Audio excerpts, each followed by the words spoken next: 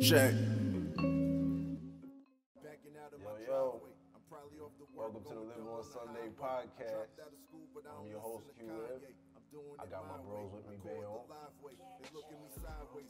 Yo, fellas. We done came up, son. We done came up. You can't say nothing down. We back, right? How long has it been, like 3 weeks? It feels like a month. It feels like a minute. A lot of the fans hit me up. So, like, Yeah. Yo, where's the show? Where's the link? I didn't realize I didn't have the link in my bio. Yeah, it does feel weird. The thing about it is, like, people always, believe it or not, people always watch it, bro. That's guaranteed for a fact. People always watch it. What's up, though? How was y'all weeks, man? Killed Joe Bull on Monday, played ball with y'all on Friday. You know the vibes. Killed Bull on what? Killed you and Bull on Monday. What they did? What you guys doing? The day you left, you said my Achilles is hurting. At the run, at the church. It was You left with a at the Kyrie school. injury. I got didn't hurt even. that day? I didn't get hurt. The last time I played ball was months ago, probably with y'all. Yeah. So you know that first day back. Right. You come back, you gonna be a little sore. Yeah, that's Achilles all. pain, though. That's all. That's bad pain. That's bad Achilles, pain you to walk have. out, bro. He said, my heels hurt. He looked like a shorty in the high heels out the club. Let's talk about how though that we all went to the gym the other night. You know, Right. bodied Definitely good everybody that was there, That was a good run. Except for the last. except for the last game. We got a little greedy. That's a fact. Once you That put your happened jacket cold. on. Yeah, why don't you put your jacket Yeah, we on? should have. That's it. left. I went to the weight room, just went to look in the mirror and stuff, look at my leg. I was like, I'm going home. Go home. And I came back and said, just one more kill. I said, let's do it. We was beating them all night. Like, I don't care. I'll take that L. That ain't nothing, bro. Shout out to Bryson though too. Shout outs to Bryce. Definitely. Oh, shout outs to Biggie. No, today's the March 9th. March 9th. Yeah. Yeah. Did y'all watch the Unsolved? Or nah? I watched didn't it. I watch saw it. I saw that like a couple months ago. really? Yeah. Who made that? FX? That was Yeah. that was on But FX. they dragged some scenes. Some scenes was really dragged on that. Yeah, it's a fabrication. Nah, there's a lot. Nah, it wasn't that You bad. don't think so? Well, you gotta understand in that show, dramatic. they couldn't use Biggie's records on it, so they had to actually make their own, write their own raps So they and didn't, have them they rap. didn't have actual Biggie music? No, on there it? was no Biggie music on it at all. That's kind of whack. Why didn't they clear it? Oh, because they wasn't trying to get. I mean, a lot of movies cleared it. Even like the Tupac movie. I mean, it's a show, granted, but like I would figure they would clear It it. was a good show. It was good? It was pretty good. I just feel like I heard mixed things about it. I heard it wasn't that good. certain things that were dragged out. I was like, what? Like when Tupac got shot in the elevator, he crawled out, went to the studio. Yeah. He was just like, he lit up a cigarette. He was like, yeah, where's my money? I was like, all right. Stop.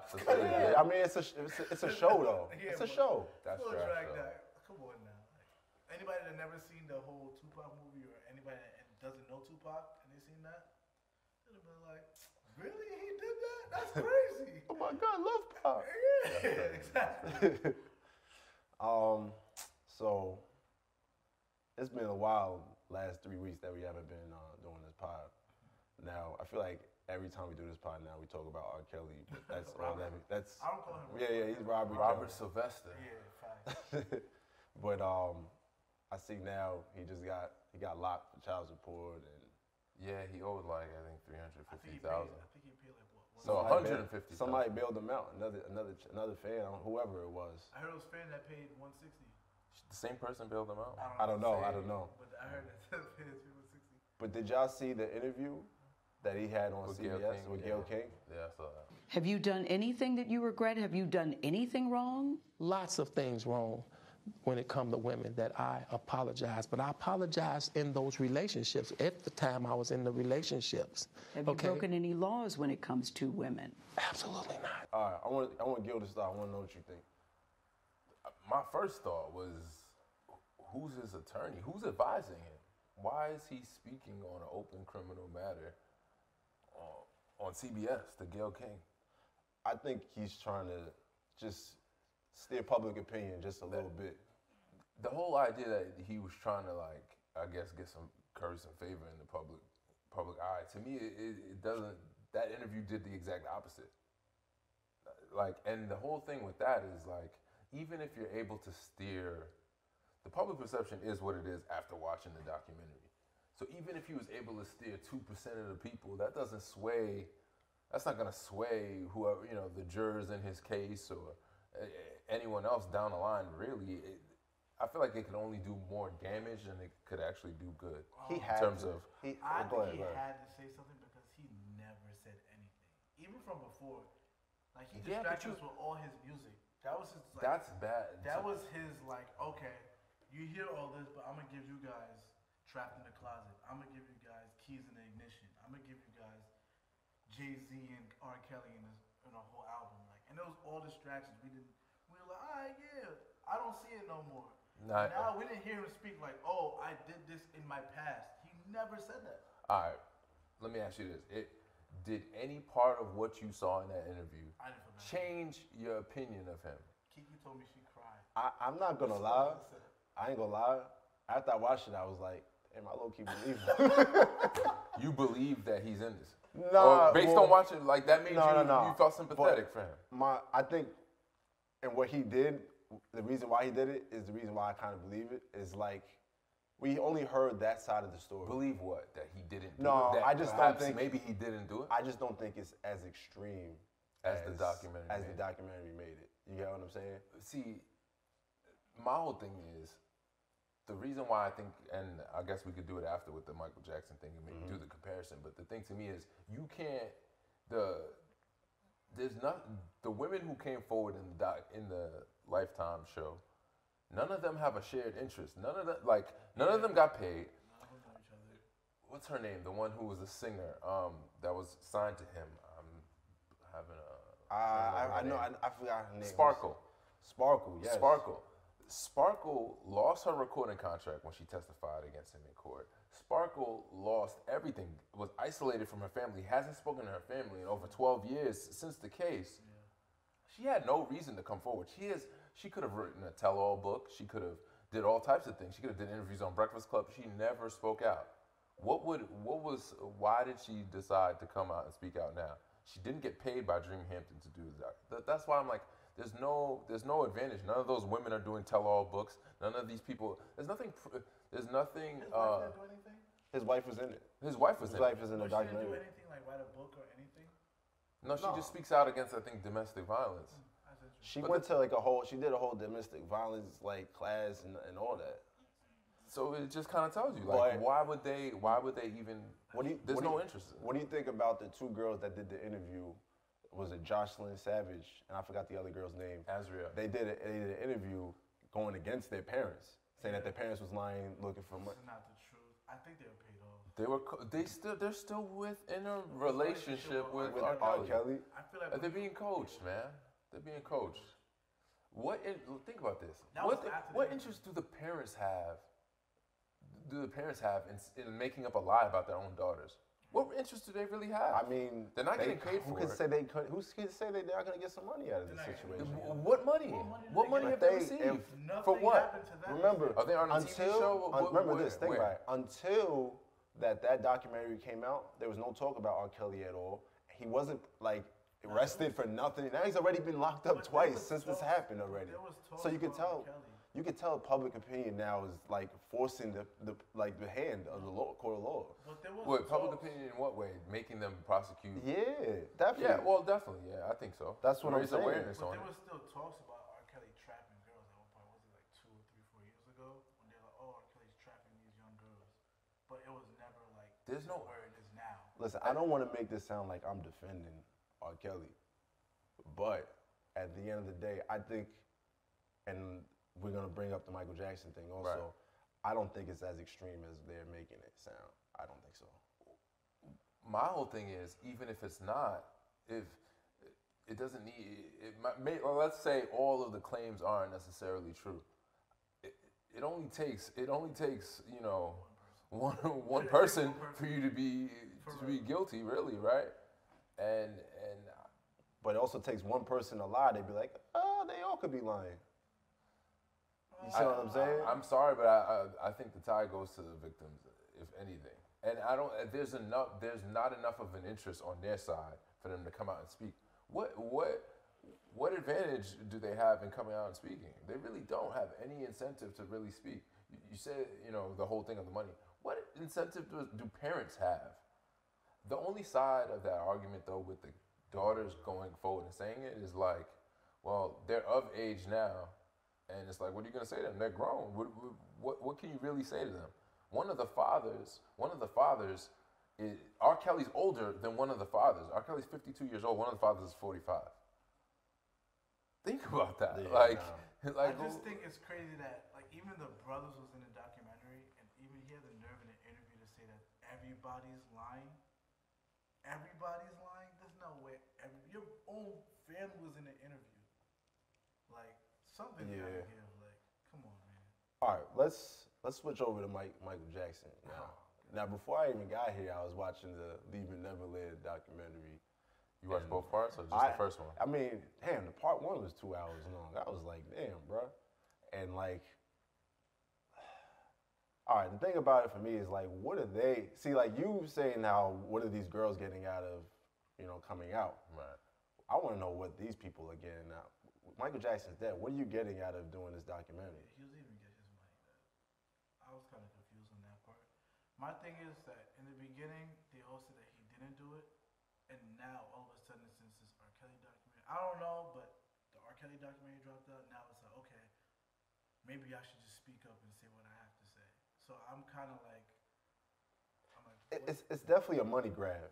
That sounds like a money grab. And I was a little upset at Oprah for actually like really hosting and promoting it. Kind of, I was like, I don't know, it just felt so weird to me for her to do it too. So she's on the documentary? She hosted. I think she helped produce it. She's a producer of this documentary? She helped produce it. Wow, interesting. All right, well, watching the documentary though, like, it's crazy. Yeah, the way they were describing what he was doing to them is kind of wild. I can't even lie. It's really bad. There's a lot of problems with it though. I'm not applying any kind of bias to the situation. Because, I mean, honestly, I'm more of a Michael Jackson fan than I am an R. Kelly fan. It's just a fact. But there's something to be said about the fact that they waited till he died. I think. That's what I'm saying. Like, and then you couple that with the fact that they went in court, swore under oath. Well, it wasn't even in court. It was in depositions, I believe. But, they swore under oath that, that he didn't do anything, and now they come out and say it. And then there's all of this other information. I mean, I don't know. I didn't do enough research on it, but from what I've heard on other podcasts that have talked about it, not to shut them out at all, but on those other shows, they were basically saying that one of the guys tried to write a book. I don't know if he actually went through with it, but he was shopping a book around. One of the other guys tried to work in some capacity with Michael Jackson's estate, and they turned him down. And now it's kind of funny to see them turn around and come out, yeah. And my whole thing with cancel culture, and it doesn't seem, people are offended, but people are definitely not clinging to this the same way they were with R. Kelly. Supposedly Michael Jackson's sales, like just streams have plummeted completely right now. They did, but they plummeted ever since. Michael Jackson said it, that his album was #1 all over the world besides America. Because bad things sell. And they just like Michael Jackson wasn't up at all with making sales in America. Because ever since that, even when him holding his child, and covered their face up, they made that a scene. But he was saying that he didn't want the public to see what his kid looked like, which is understandable. But I was saying, why not just not show your kid at all, like other celebrities do now?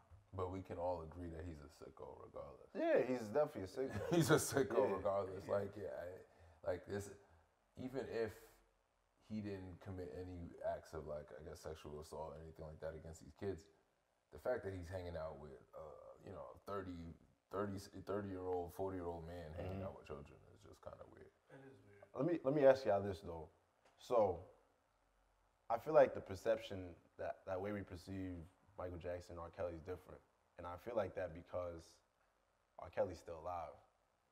If R. Kelly was dead right now, you think we'd feel the way we feel? About what, the news? Just like overall with everything that's occurred. That's tough. I don't know. Yeah, maybe. I mean, I think it's just a lot, but I do think it's a lot easier. No, actually, there's videos of R. Kelly. Like, this is totally different, and that's the point that, and kind of part of the problem for me with some of cancel culture is that they allow any allegation to be, to destroy your entire career without giving the person the opportunity to be heard, the opportunity, let's say for instance, if they're being tried in a court of law, like an opportunity for due process, they're not leaving any room for anything of that sort. You know what I mean? It's always, well, if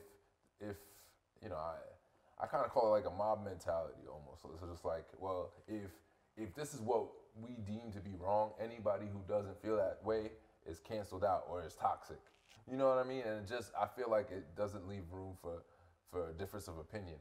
Whether or not I choose to believe the allegations should be our own, like, you know what I mean? We should be entitled to that. And I just feel like if, like, for instance, even with the R. Kelly thing, I mean, I think that he's wrong, and that's just based on what I've seen and how I feel about the situation. But at the same time, I don't think someone should be considered a villain if they necessarily side with R. Kelly. Like, I think D.L. Hughley came out, he was like, I'm still playing R. Kelly and I'm still playing Michael Jackson. It's the same thing. He's like, it's the same thing as if I decided I have the right to stand up for the national anthem if I want to. In that same. That's exactly how I feel. But again, I don't want to get into this. I don't want to be too political right now. But it's almost like somebody that supports Trump. Just because you voted for Trump doesn't mean you're racist, a bigot, or you know what I'm saying? Now, did y'all watch the Breakfast Club interview with Andrew Yang? He's a political candidate. He's a Democrat. I didn't watch it, but I've seen. I know a lot of his platform, and I've seen a couple other interviews with him. What y'all think about the? He had a idea of coming out with a freedom dividend, where all Americans, everybody will get $1,000 a month guaranteed. It's not a bad idea, but it's just that, like, you give somebody $1,000. I don't know. It's just like some people will be very upset because it's like, okay, somebody who's doing this compared to somebody who's. It depends on, like, the job, I guess. Everybody's gonna be mad. It's always gonna be something. No one's ever gonna be happy. How does it work? Is it based on income, or is it just literally everyone? Everybody will get $1,000 if you were, and whatever job you have. It's not like that's gonna, wipe out whatever you were making. So you're guaranteed that $1,000. And where is he gonna find the money? Is he gonna raise taxes? What is it? Well, he was saying. He didn't really bring up how they were going to do that. He was just stating that, and this is America, like, we have, you know how it is. It's always about what you're spending on, you know what I'm saying? So if we don't spend so much right here, maybe we can just be able to fund this dividend for everybody. It's going to be tough. I don't think it's a bad idea if he can actually find a way to do it. I think, because I was talking to Jeezy about it today. I didn't see that specific interview, but he really likes Andrew Yang, and so we were having a conversation about it. He told me to listen to another interview that he did, and he was basically talking about how, like, his plan is to kind of promote more job creation, promote more programs for people to, in order to reduce the crime rate. His idea is that, like, our economy is being crushed right now. And the reason why Trump won specifically was because he was able to speak to middle America and basically promise them that those jobs, like, for instance, the manufacturing jobs, the factory jobs, what else was it? And, like, for example, he said he was going to bring back the coal mines and all this kind of crap. And that kind of spoke to a lot of people. So his idea was the same thing of, like, automation, because he's like, if we don't start training people, because we're about to lose all of these jobs, which I think he had a valid point. He was saying basically that automation is going to basically kill our workforce. A whole lot of jobs, From like all your retail jobs, because a lot of retail stores are closing, and they're saying by, like, in the next 5 years there'll be really no storefronts anymore. And also that Same thing with cars. For instance, a lot of drivers, like people who have their CDLs that are truck drivers and stuff like that. Even Uber, a lot of driving services, Uber and Lyft, predict that in the year 2025, it'll be automated. So literally, it'll be automated vehicles. It'll be a self. And so there'll be no more drivers. Yeah. And so what is going to happen to those jobs? He listed, I think he said, in total, between those two types of jobs that are going to be phased out, from retail to truck drivers, that's close to 10 million jobs that are going to be phased out just by tech. So he's like, what do you do with all these other people? So I think he has some good ideas.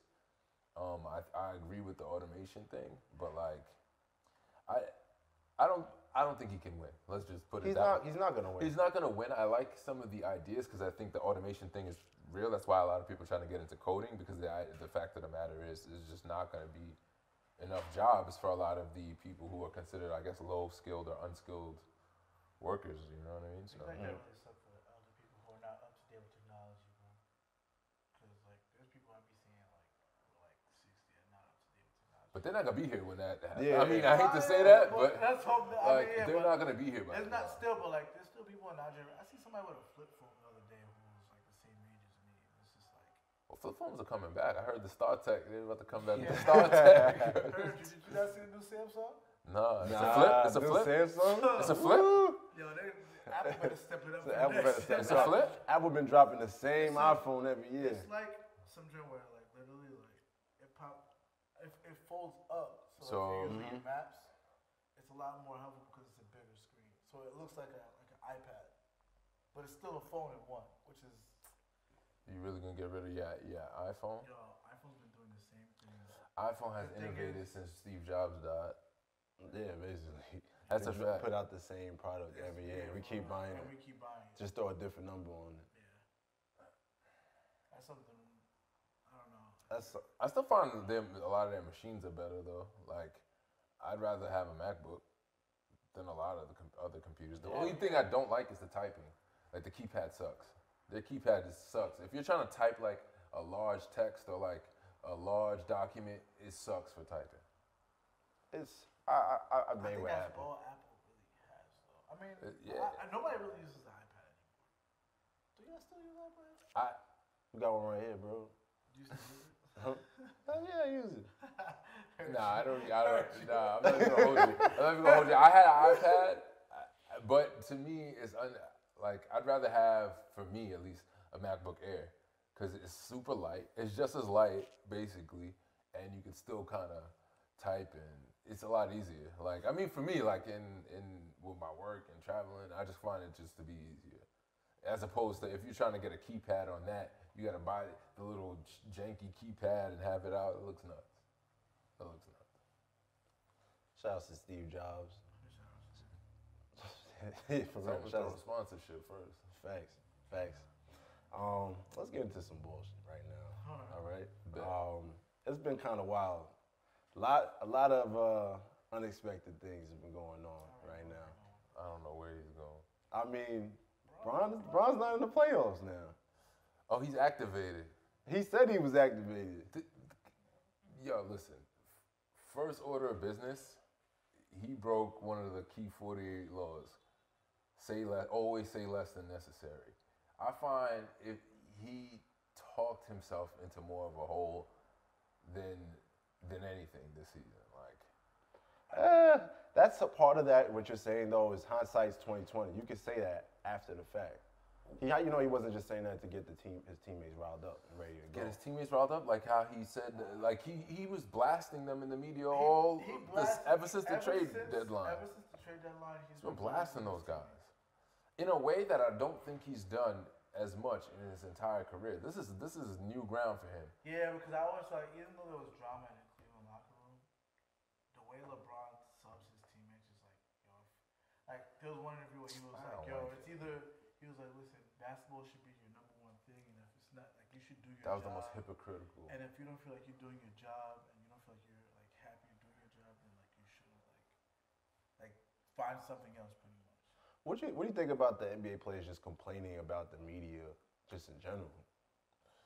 That to me is one of the biggest parts of the problem. It's like, stop talking. Like, stop saying these things. Just turn it back, spin it back onto the team. just, you know, and when they ask you these questions, it's not the time for you to actually speak your mind. Draymond Green said something the other day about DeMarcus Cousins. They were saying how the lack of defensive, like how the lack of like his team playing defense, and he was saying that in the locker room. They were saying that everybody's saying that it's Cousins who's lacking in defense, and that's the reason why. And he was like, so why don't we bring it up? But instead of saying it to DeMarcus Cousins, he brought it to the media. I mean, the thing about it is the media is really good. Their idea is the media is going to ask those questions that that they can write, and it's going to generate interest. They're looking for clickbait. So why are they talking? Because these players now are very sensitive. That's what it is. It's because if you say something to me and I'm already frustrated and somebody's already in my head, I'm going to say what I have to say. That's what it really is. So do you think that, like, when Kyrie shoots back at the media, you think he has every right to do that? I don't think he has the right to do that. I feel like back in the days, what happens in the locker room stays in the locker room. That was always the rule. We never heard about like all this stuff going on. I mean, players back in the day would shoot at the media. You see Charles Barkley going. Yeah, but that was him saying like, I'm a player. Like, don't hold me as like a role model. Like at the end of the day, my job is to play basketball, right? But he wasn't throwing subs at the lack of such and such, like his lack of him playing or anything.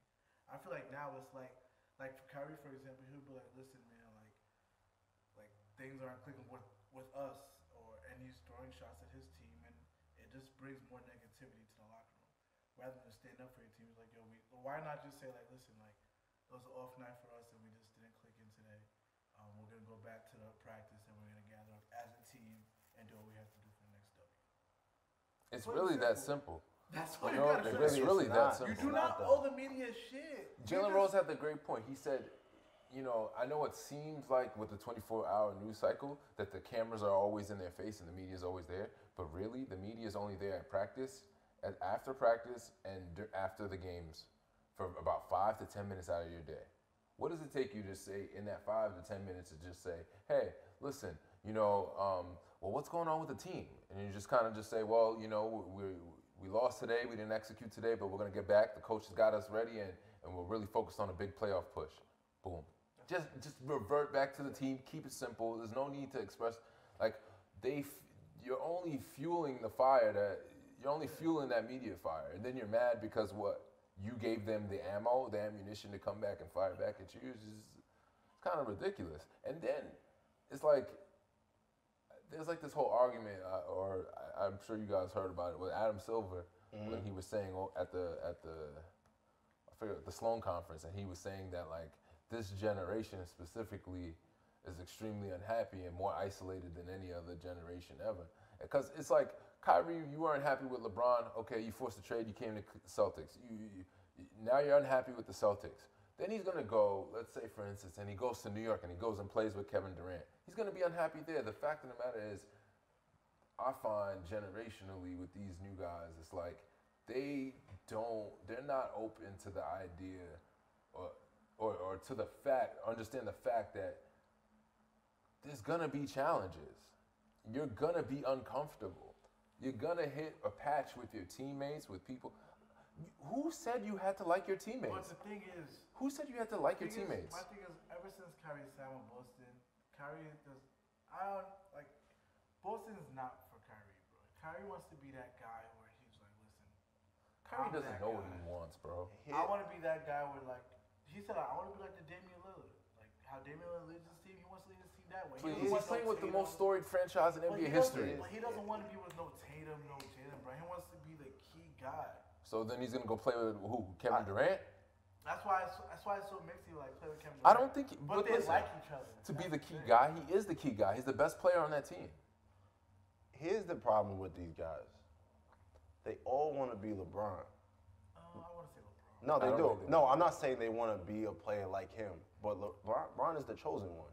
Everybody loves LeBron. The media loves him. No, everybody doesn't. Everybody loves LeBron. Everybody does not love LeBron. Okay. He's honestly, you could probably say he's the anti-hero. Because honestly, LeBron? yes, of all the superstars, No way, of all the superstars, like, he's the one that's been under the scrutiny the most, more than any other player in NBA history. And that's because, especially now with a 24-hour news cycle, with social media, if Michael Jordan was in the spotlight every day, They'd have him on TMZ. They'd have him on somebody's Snapchat in the casino. They'd like different pressure. Like Stephen Curry, bro.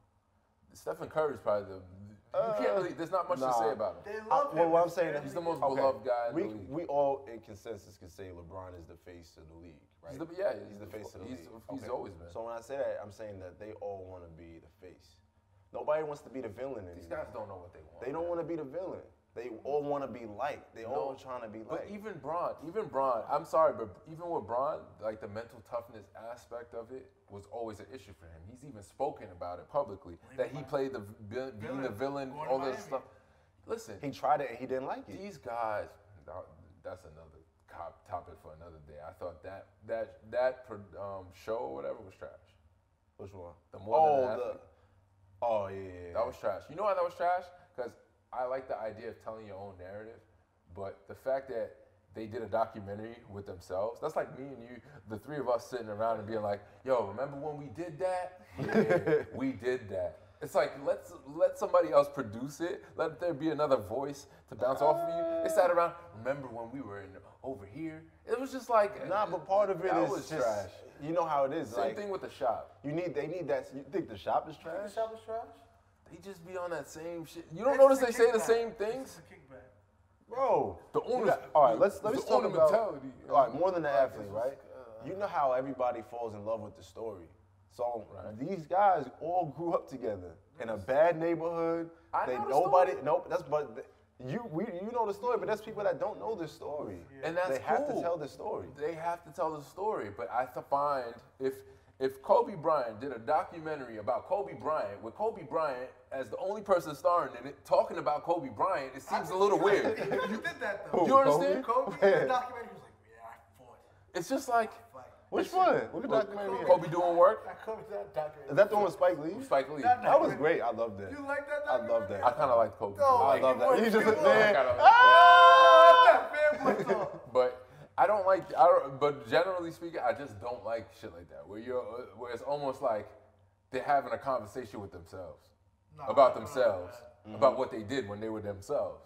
It's like, all right, I need a little contrast there, but these guys are not happy, but they're never going to be happy because they don't understand what they think they have an idea of what happiness is, and I don't know if it was Bill Simmons. Somebody made this point recently where they were basically saying that this generation is the most unhappy generation because they don't even understand what happiness is, what happiness means to them, like to them personally. Because you look at Kevin Durant, it's like, what other situation do you need to be in to be happy? You went to the most storied team in the history, probably one of the best teams of all time. You're the best. You're probably the best player, even if it's Steph's team. You're the best player on that team. You guys move the ball. You share the ball. You guys play a positive. Like what better situation could he be in? Why do we think that these guys aren't happy? They're not happy. But why? Did they ever say that? Did you not remember that locker room with Draymond and KD?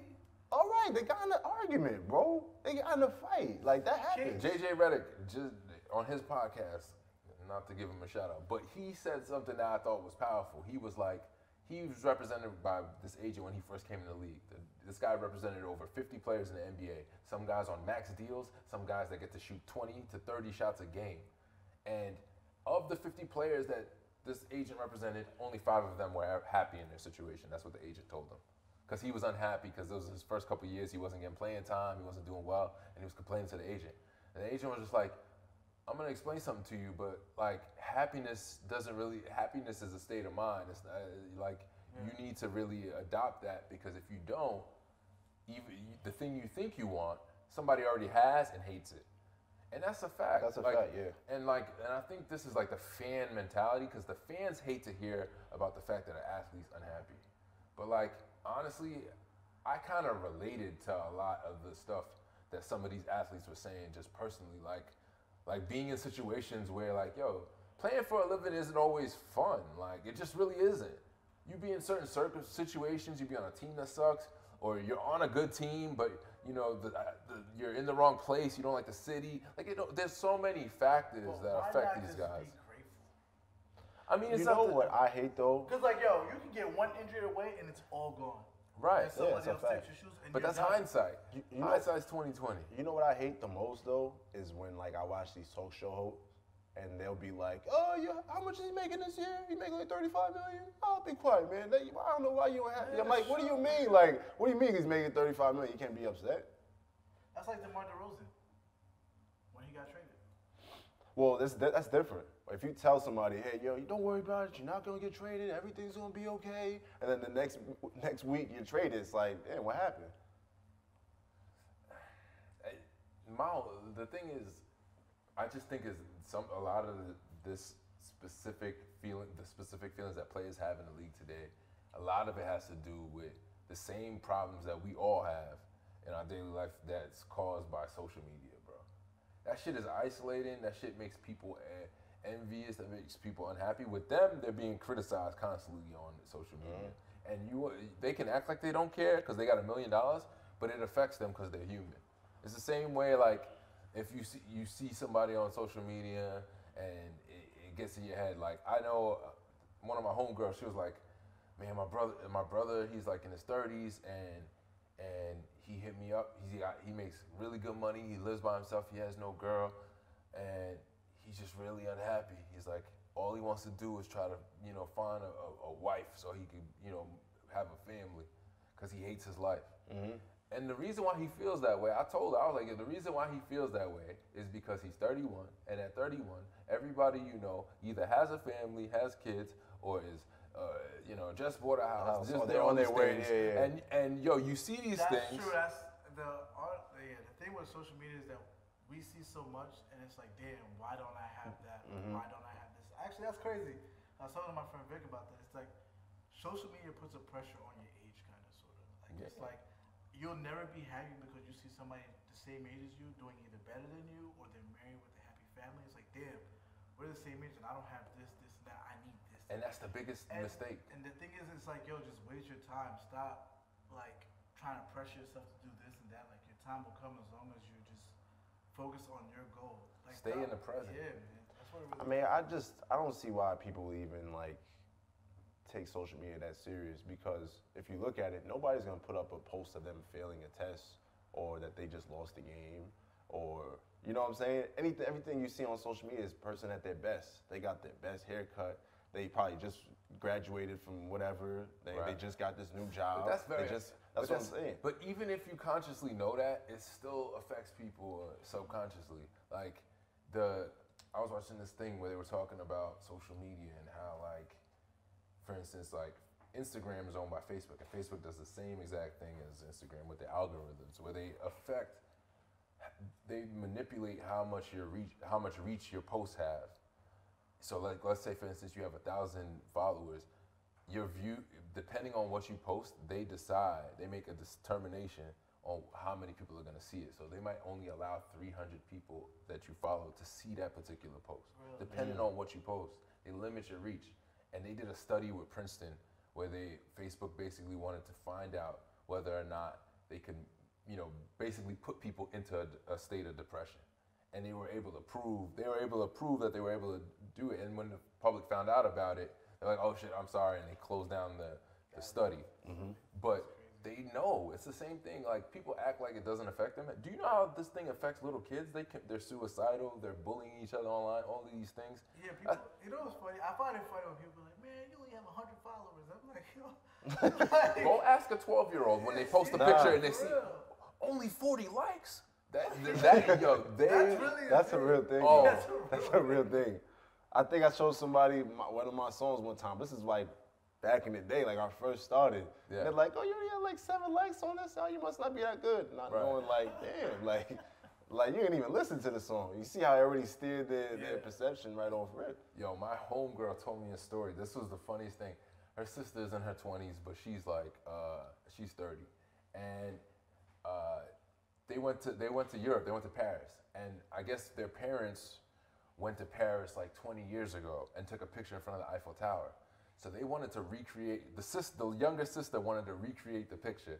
So they put on like the same color scheme outfits that their parents had, and the sister really wanted to like do it up. So the sister puts on like the outfit, she has her color scheme, she's getting ready, she's all in, and my homegirl, I guess she just wore what she had because she didn't have, she just didn't have the outfit. You know, her sister said that she messed up the shot and did not talk to her for the rest of the trip. They went on a European trip. She didn't talk to her because she messed up her post. And so they took the picture. Wait, they took the picture. The sister hated the picture. Didn't talk to her for the rest of the thing. And then my homegirl, she posted that particular picture that they took in front of the Eiffel Tower. And her sister saw the post. I was like, you posted that without my approval? Blocked her. And and reported the post. Wow. Reported the post? This social media thing, you think it's a joke, but like her own sister did this. Did you see they just had the social media awards at I think this was BT. I saw Trav Q at that joint. Oh yeah? Yeah, he's hilarious. I seen they had Blueface perform that song, Tatiana. Yeah. But everybody there had their phones and they was recording it. Right. But I think it was what artist was that? Oh, I think it was Lil Duval. I think was complaining like, yo, why is nobody dancing to this song? This is like the #1 song in the country. Everybody has their phones recording it instead of actually just enjoying the moment. But then again, it is social media wars, so. But not just that. That happens in the club. Like, people will be so busy trying to post it to show other people that they're not even in the present moment enjoying the moment. Yeah, you ever see that moment when you're at a spot where everybody's just literally on their phones? Oh, yeah. Yeah, like a kickback where people are supposed to just sit down, chill, and engage each other, and everybody's just on their phone. Bro, I was at Dave & Buster's last week, and like, if you looked across from the bar, it's like a couple that's there, but they're not looking at each other the whole time. They're on their phone the whole time. And then they just walked off and left. It's like, damn, why'd y'all even go out? You could have done that at the crib. Have you seen the setting on Instagram where you can check how much time, your daily activity? Yeah. I seen that iPhone that is screen time. It'll tell you exactly what you're spending most of your time on. Honestly, I think I'm gonna start putting a setting just to like cut it back. Cause like, that shit fucks with you. Whether even the most strong-willed and strong-minded person, that still kind of messes with you. Of course. You got an injury report for us, brother? Yes, sir. All right, man. Ladies, please, can we please stop taking advantage of guys that take you out on dates and just say, I'm gonna walk out on these free meals like it's nothing? It's not cool to post it up right after. Wait, so they posted. They post about the free meal. Wait, let him cook. After I was just like, damn, she's grimy. Damn, she said, yeah, I got this free meal from. Yeah, it was just like me. Like this is new. I don't know if y'all see the post. This is this dude eating like some luxurious meal, and she's like, me after I get my free meal, and this dude just talking, me not listening. I'm just like, damn, that's really cold. Wow, does he not follow her? He must not. I hope he don't follow her. He probably does. He definitely does. She probably wanted him to see it. Yeah, she's probably like, man, I don't think she was talking about me. He probably had X-Men or something, but still. Yeah. I'm just praying that something. That's jokes. But yo, I'm telling you, man, we gotta push that to the side. Just, if you're not interested in the person, don't waste the person's time. I mean, damn, why you going mad luxurious on the first date, bro? Dudes go all out. Applebee's, baby. Nah, ain't nobody doing that. Nah, you take a shorty to Applebee's. That's wild. That's wild. I don't even think she's getting out the car. No, you do Applebee's on the first one. The second one, you go luxurious. Yeah, see, that was just to see if you really bang with me. Now, let's wind it down. She was talking crazy about you. Like, if you take her to Applebee's after the fact, she's talking crazy. She's probably in a group chat with me. I was like, this guy just took me to Applebee's. But if she come out with me again, we get money. Yo, this kind of reminds me of some shit my boy was telling me from work. He was like, yo, I follow this girl. I beat on Thursday, and then on Sunday I saw she post, I haven't got good D in years. Oh! He was like, I looked at the post and I was like, I was dead. Nice man. about being honest. That's all I'm trying to say. Yeah, I gotta stop. That's not happening. I was like, damn. Did you try again? Did you beat again? He's like, nah, never got a second try. I was like, I would have at least went back. Yeah, I would have at least. Gotta redeem myself. I mean, you still smash at the end of the day. See, I'm just saying, you're not about championship. You're not all about it. You're not playoff mode. You're not activated. You're not going home. You gotta hit a home run every time, bro. You're not. not. That's a fact. You're not gonna hit a home run every time. true, So bro. let her have a moment. Yeah, all right, cool. I still smash. Q look like he's the person to come. I still hit though. Nah, I ain't gonna hit her with the eyes underneath. Nah, I was like, nah, but I just felt the ways when he didn't at least go back. I was like, man, you gotta go back and correct that. Go back for what? Dot the I, You cross the got nothing T. to- You got nothing to prove to her, man. For what? Double checking your mistakes before. Hey, what mistake? Dot an I, cross the T. It takes two to tango, man. I heard you. Hi, Q. One last thing for y'all, because I know we talk about marriage on this pod a lot. So I'm in the Uber, and I had a lady come in the This sounds back seat. bad. No, it wasn't. I mean, it's bad for her. I'm good. She gave me a nice tip after, but pause there. Well, you posing? What? For a lady? Sure do. This is your man right here. Listen, I don't say posing. So she gets in the car, and she's one of them like talkative types. Like she's really trying to have a conversation. So she says, "Yeah, I'm on my way to the lawyer." I'm like, "Yeah, is everything all right?" And she's like, "Yes, it's a divorce." She's like, "I'm already 120,000 deep." I said, "Oh my God, God damn." She's telling me a story about husband lives in a nice $1 million home, 25 houses down from where her parents live. They're not together. She says he's fighting for full custody and all that. And I'm like, damn. Like, I had to say a prayer for her after, bro. Like, for real. Like, no lie. I felt So for she her. spent 125 She racks spent- on the divorce? She told me that it was $450 an hour just to deal with the lawyer. You picked a good field, brother. Hey, man. Hey. That's what little boy said. You're like, that's like, I'm charging $750 an hour. Nah, man. I'm gonna do what I can, man. That's all I could do. So we ain't gonna talk about prices today. Not today. Not today. Today. That's a fact. Yo, fellas, appreciate y'all pulling up, you know. New scenery, new things, you New know. stew. Shout outs to Garden City, New York Media for having us. You know, thank you for the sponsorship. You know, we'll be back again next week. Big on Sunday podcast.